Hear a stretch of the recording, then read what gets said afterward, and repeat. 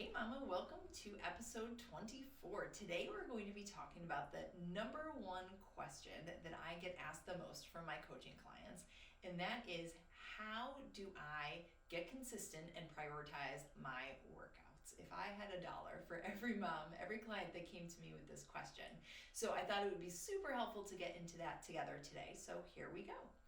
I got consistent with my workouts after my second daughter was born. I definitely dabbled in a lot of things before then. Nothing really worked.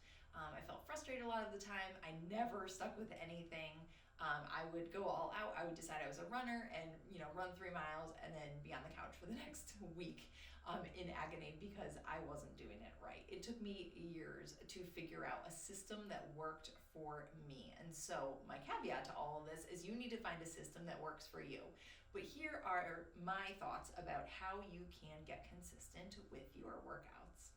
So the first strategy I would suggest is find a program or a group of programs that you can commit to that don't require any real preparation or planning past really like the setup.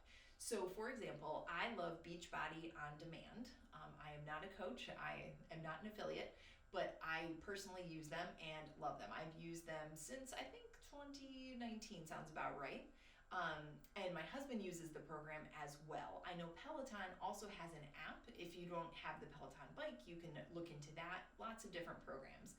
But the reason I love Beachbody is it provides me with a menu of options, and I don't have to think too much about it. I can just go through and decide, do I want to do yoga or cardio?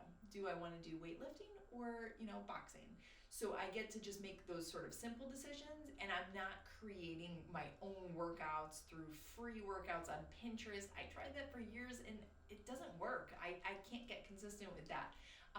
And I think one of the things that really helps is having it all in one place. So I definitely recommend finding something like that where you don't have to kill yourself to plan and to prep.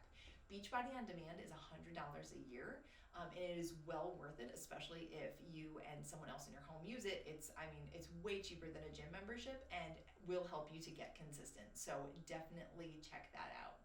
The second strategy is commit to a program and see it through. So this is what I struggled with the most.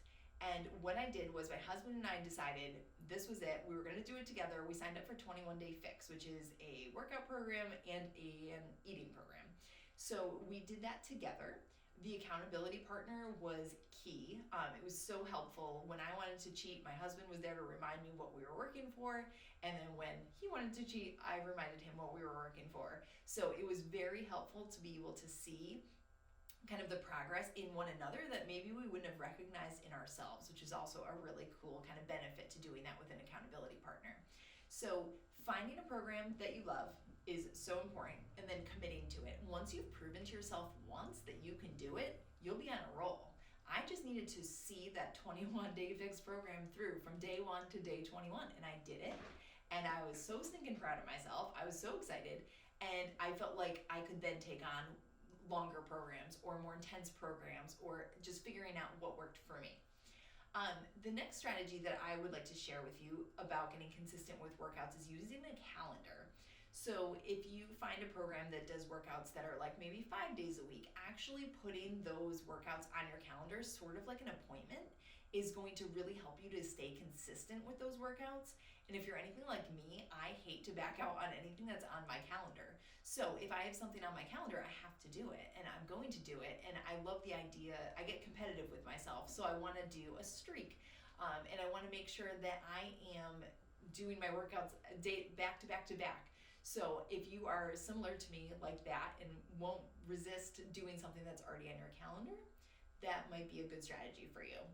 The final one, and I chatted about this in an earlier episode, is the idea of using sticky notes to track your progress. This is similar to the calendar in that you're staying consistent with the number of workouts you're doing, but it's a little different in that I am just tracking streaks. So for example, when I was doing the 21 Day Fix, I got these little sticky notes that are like this big, they're rectangular, and you put them, and every day I did a workout, I would put one on the wall in my kitchen. It was like very kind of like right in your face when you walk in the door to my house.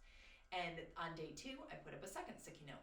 day 3, I put up a third sticky note and kept going. And my goal was to show myself how far I've come, but also if I was tempted to skip a day, then I would tell myself I had to take all the other sticky notes down and start over. That was such a motivator for me. I was like, I don't want to take these down, especially once my kids started to notice the sticky notes. They would cheer me on and be like, Mommy, you're not going to take down the sticky notes, are you? And I held myself to it. If I skipped a workout, it was coming down. So that was just a silly thing, but it kept me super motivated, and it helped me do that 21-day streak. And then I really felt like I could kind of take on any workout program as long as I was, using some of these strategies to help hold myself accountable. So this week on the podcast, I'm going to be sharing some honest truths that you may need to hear about getting consistent with workouts.